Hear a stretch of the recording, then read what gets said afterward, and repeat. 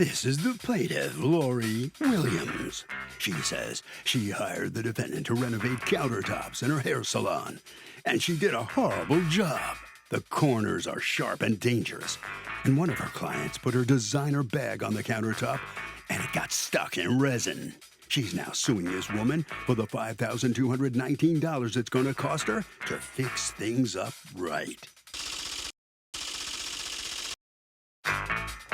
This is the defendant, Thompson.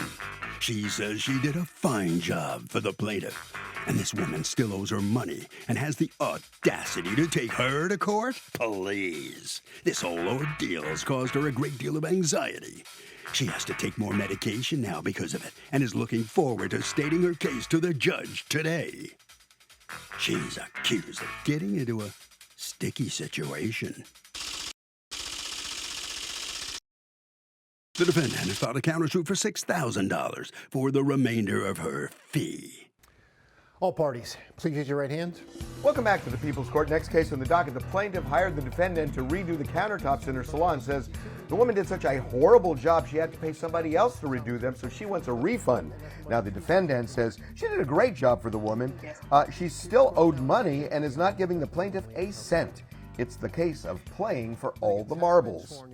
Thank you, Douglas. You're welcome. Ms. Williams, you are suing Ms. Thompson for $4,800 that you say she owes you because she messed up a renovation. You are counterclaiming against her $6,000, Ms. Thompson. You feel you were underpaid and for pain and suffering. Let me hear from you first, Ms. Williams. So yes, I met Ms. Thompson. Back in high school, we reconnected on Facebook. I saw that she did a lot of crafty things, and I reached out to her. Me and her have been working together for the past about 3 years. She worked on numerous projects for me. Okay. So I reached out to her with this last project. I had just renovated my top level of my salon, and I wanted my lower level done. She had helped me design the top level as well. I told her what I wanted. She asked me to send pictures. I did that. When I sent pictures, she said she'll give me some ideas, as we always do, because this is what we do.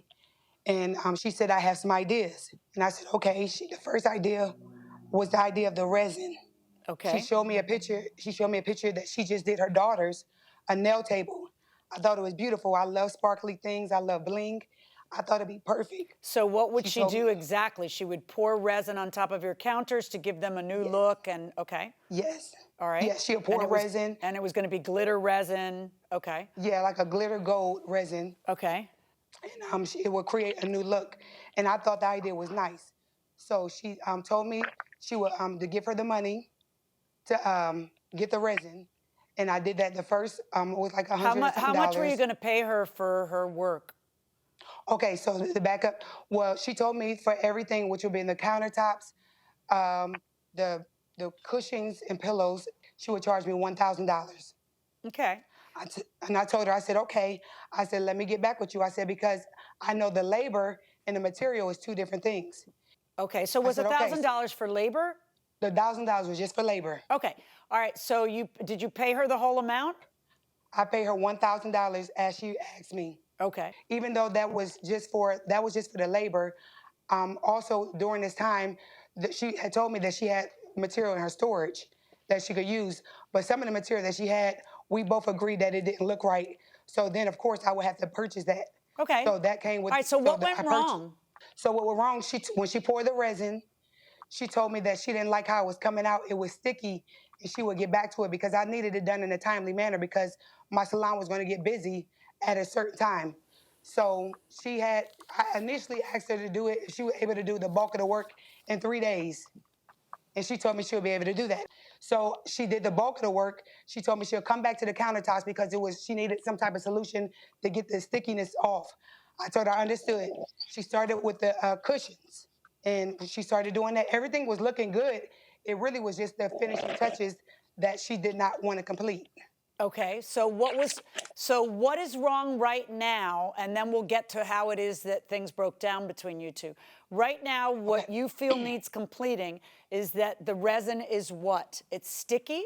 The resin, as I told her, she even told me before, I don't know anything about this type of work. I'm a hairstylist, so I don't really understand about, those type of materials. She told me herself that the resin was sticky and she needed a solution to get the gook off. I said, okay. So once I noticed it, when my clients was complaining that their things would get stuck to it, I told her. Then also my clients was getting scratched up. It had sharp corners. She told me then, she said, oh, shoot, I forgot to sand it down. Okay, So tell we me should what's get back going with on it. here. Okay, Ms. Thompson, I need you to not talk sorry. while the trial's going on. All right, Ms. Okay. Yeah, Ms. Williams, what am I looking at here? So you're looking at, okay, the one top, the part that's in the middle is the actual, it looked like it's turned another color because that was where it was so sticky at until it seemed like it was some type of substance on it. Then around I don't understand. the I'm corners, looking at, it looks like the resin has chipped away. How did that happen? it just started peeling off as like that part there that you're zooming in on, that's actually like gunk, like that's on it. That part there is like it's chipped away, and then the How did corners. it get missing like that? It just started coming off, like people was getting snagged on. That's why I had people come in to try to patch things down as it was coming. Like you see the corners, those are all like really sharp edges there. So every time somebody walked past it, whether it's their bag, their shirt, it would snag it off. What is this? Okay, that's the other part of the mural painting. She put a lot of flowers. We didn't get to that part yet, but that's the part of the mural that I had. She had put like different flowers to create a 3D look. Actual it took, plastic flowers or silk flowers? yes, ma'am. Yes. And? So once she put those on, I told her if you see the large picture that I sent, it's a mural of myself. I have locks. It's wrapped around my whole lower level. It's beautiful. And she gave me the idea of making it 3D. Okay, what is your complaint about this? What is your complaint? So she put so many flowers on there, and she used some type of glue substance that when I tried to remove some of them off, it took all the painting off. Well, what did you think was going to happen if you glued flowers to the wall? You should anticipate that that's what would happen. Well, I didn't. Why were you you changed your mind about the flowers? No, ma'am, I didn't. It wasn't that I changed my mind about the flowers. It was that I didn't know I thought she was only going to put them throughout sparingly, and she told me whatever she used would not damage my painting. That's what she told me in our conversation. What is this? So I really didn't think. This is a plug that you say was ruined from the resin. From the resin, yes. So when she poured that resin, it went down in my dryer area. It went down in the filters. That plug had to come off. It was sparking. It was a mess. What am I looking at right there when I'm seeing the staples? Okay, she did the chairs. This is the part where we kind of had the issue also. She never covered those. So when people sit down, they seeing staples. So I asked her if she could cover the staples. And that's when she started asking me for saying she needed more money to cover staples. I told her I would buy the products, but I thought that would come with the redoing the pillows. Okay, Ms. Thompson, why are staples showing on a reupholstery job? The staples are showing actually because when I did the redesign, as you can see, the sequence that is around there, I was going to continue with that sequence. And I was told by Lori that she didn't want to continue with the sequence. She wanted something black in that area. And that is where things started to break down because I looked for trim. This job was completed January 25th. I was still looking for trim almost a month and a half, 2 months later. She declined everything that I was finding to try to fill that area in for her. So at which point I told her I had been looking for trim well over 3 weeks. And because I was at that point unsure of what she wanted, I asked her to pay the remaining balance of the material cost, which was $130 that I did not receive from her. And that when she found some trim, she was more than welcome to contact me, and then I would go and put the trim on. Because at that point, I had been running around looking for trim for a very long time, and she was saying she didn't like anything that I was finding. How many trim suggestions did you send her? Oh, let me think. 1 or 20? Probably about 20. And what would be her response? No, I don't like it. No, I don't like it. That's correct. All right. So then you told her what? To find it herself? Yes, that's when I asked her. I said, this job has been completed for a long time. The balance needs to be paid of $130 for the material cost. She had already paid.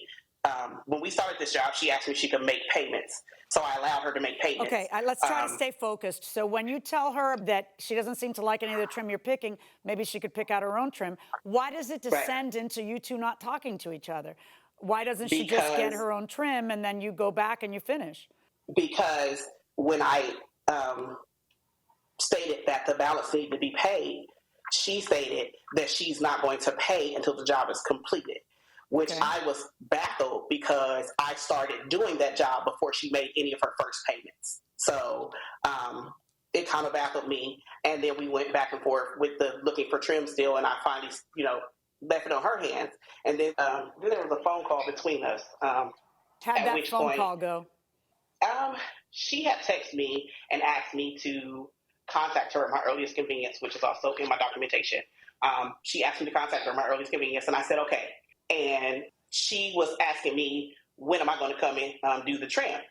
And I was telling her, about, we had a disagreement about, the way that she was talking to me and the way she was being very derogatory. And I spoke on that, and she got What upset did you and say to said her, and what did she say to you? let me see if I can find it right here, this message. But no, this was a verbal conversation, right? You tell me, Ms. Williams, what did you two say to each other? Go ahead. So Ms. Thompson and I was going back and forth to craft stores because we both agreed the trim that we have was not going to fill the gap. Okay, but how long does it take to find black trim? It's not that complicated. So if you're both going honestly, back and forth to craft stores, why can't you find it? Because honestly, it was between seasons and they did not have it. They didn't have it. Even the craft stores told me to come back and wait. Okay, but the 130 she was asking you for was money she had already spent on materials. So why should she have to wait because you can't find black trim? How is that fair to her? She says that she was supposed to put the gold sequins down there and that you had changed your mind and not wanted the gold sequins down there. Your Honor, that's not the truth. She also said that wasn't going to look like. Okay, why should she have to be out $130 on materials that you did use? We'll talk about the resin in a second. But why should she be out $130 in materials just because you can't find trim because it's out of season? That doesn't sound fair, does it? Right, no, she was, no, that wasn't the case. I paid her for what the made her angry labor. is that you're actually saying you don't get paid till the job's over, as though she's going to snake on you. And meanwhile, she started the job before you started paying for it, so she kind of felt that was rude. I gave her $400 the day she started the job. I came up to the salon and gave her $400. That's not true. I gave her $1,000 and the job wasn't even completed. Okay. But that's not true. And you had the statements there to see exactly what it says. She didn't tell me about materials until after I gave her $1,000. She never told me about the additional material costs. If you could look at my evidence. Okay, but you yourself testified that you realized the $1,000 was for labor. Yes, but she didn't tell me that I owed her anything else. I had been paying her for a labor that I already purchased during the whole time. This is additional that she added on afterwards. Right, that you accepted, right? You got the benefit of the $130 worth of product, whatever that was. No, What was $130 for, Ms. Thompson? It was the remaining material costs for the additional materials that she added on. Can you mind answering a question, though? I asked you specifically what it was for, and you're saying more materials. What was it for? What more materials? I gave a breakdown of everything, so it was just Did you give her a bill for materials and she was short $130 on it? The total materials were $530. Okay, and she paid you how much for materials? Separate from the labor, how much did she pay you for materials? $400. Okay, and how did she pay that $400? Were they cash? Cash. All right. Two payments. One of $300 and one of $100. Okay, so the answer is the $130 is the remaining balance for the materials that she knew she had to pay you, but hadn't finished paying you. Okay. Yes. Now, Ms. Williams, I want to understand. Actually, not really Ms. Williams, Ms. Thompson. You saw pictures of the resin and the problem that the resin is. What happened there? Actually, I don't know what happened to the resin. It looks like it's been chipped away.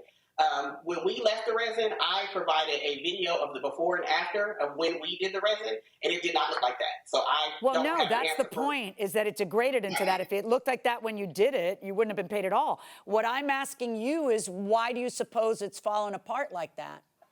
Maybe it's not the right product for something that's so high traffic.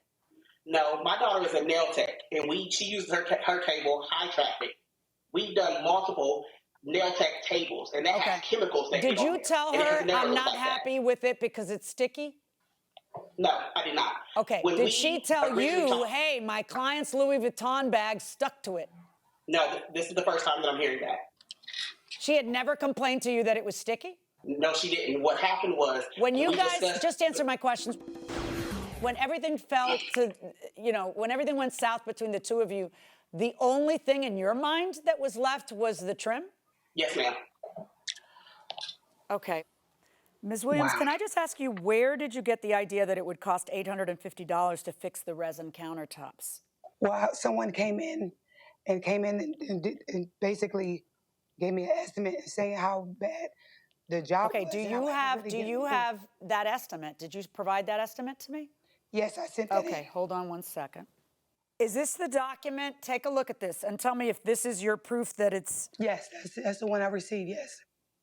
Why are you getting estimates to remove and replace all seats and backs if all that has to be done is the strip? Because the reason why they said that it has to be removed is because the resin went down where the dryers are. So the dryers and everything have to be disconnected.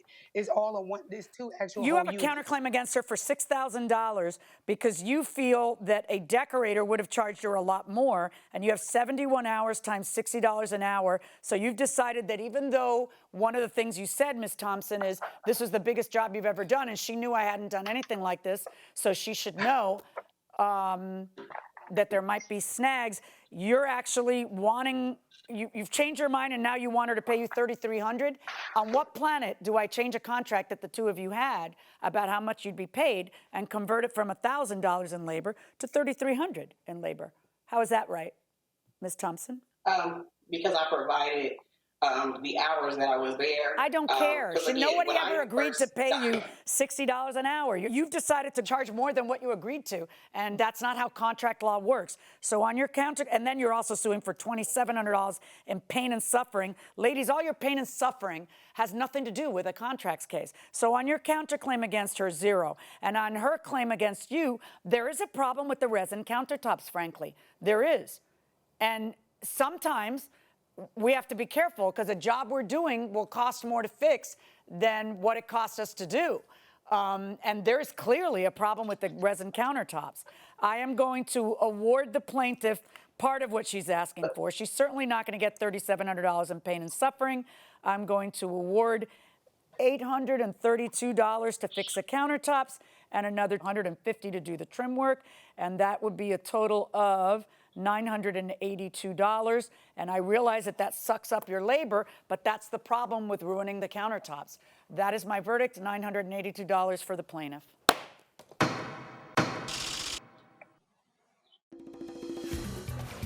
So the plaintiff prevails. She's going to get $982, not the $5,200 she was actually seeking for, and she gets no pain and suffering. Ms. Thompson, let me ask you a quick question. You are not getting $6,000 that you were doing with you suing for your countersuit, and you got to admit it didn't look good. Am I right? But I didn't. It wasn't like that when I left it that way. They didn't show the report. Yeah, but apparently it went bad. Everything started cracking, and your job went bad. I'm sorry. You lose the case, and you got to give her back almost $1,000. Ms. Williams, what's your reaction to the outcome of this case? How are you feeling? I feel fine. I'm just ready to get back to business, get my countertops going, and slay hair and do it what I do best. And next time, just get someone who is reliable, that doesn't mind coming fixing their mistakes. Are you sorry you had her do this job? Are you sorry you even had the job started? Because it really didn't look very good, really, huh? Honestly, I felt like we could have worked things out if she had a better attitude and had better work ethics. That's what I'm sorry about. I'm sorry for dealing with, always giving people chances. And I'm just going to do better next time and get someone who's worth my time and money. Yeah, and you were old-time friends. You've known her a long, long time, worked with her many times. You feel bad about it now? I guess that friendship's over, right? Well, she wasn't ever my friend. To be able to abandon a job and to leave me like that, she was never my friend. And I'm fine. I got so many other people supporting me, so I'll get this job fixed in no time. All right. Very good. All right. Well, I hope you're satisfied with the $1,000 back, or just about $1,000. That's all you're going to get, $982. That's fine. Yep. Okay. Harvey, what are you thinking? So, Doug, there is a truism in the law, which is that you can't sue for pain and suffering over a contract. A contract is a business deal, and pain and suffering is not recognized. Pain and suffering is for things like personal injury, and that's not the case here. If I get an Amazon package delivered that isn't mine, am I required to return it? I would return it, but I just want to know if I'm required. Funny, of course you have to return it, and you have to notify Amazon that you've got it. In fact, in some states, I don't know, in the northeastern states, might be Connecticut, you actually have an obligation, if you find property, to notify the nearest police precinct within a certain amount of time, within a reasonable time, to just show that you didn't really intend to pilfer whatever it was. And not only that, there are also, some guys are doing, because there's been so many thefts from people's front porches, there's this really clever engineer who's created these exploding packages that like have stink bombs in them, and confetti and glitter goes all over the place, and a siren goes off, and they're just designed to make people's lives miserable. Who are thieves. Right. Who are trying to take the packages off of your... Right. You're right. So it could be one of those. So, you know, beware, I suppose. Yeah, I kind of resent that I have to go through the effort. There's so much effort involved in life, and I have to go through the effort. I mean, it's kind of easy with Amazon. You just, you know, you could drop it off fixing at their Whole Foods. mistake. Or, do you remember when Sophie called Uber Eats?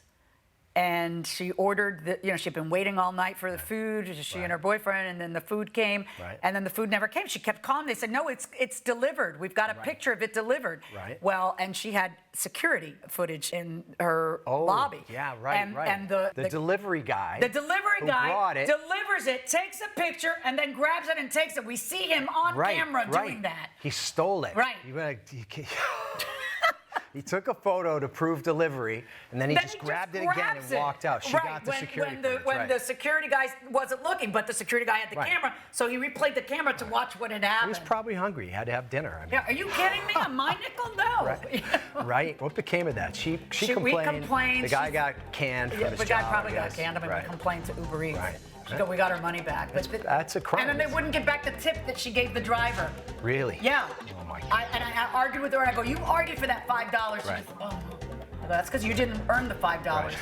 Right. Unbelievable. Wow.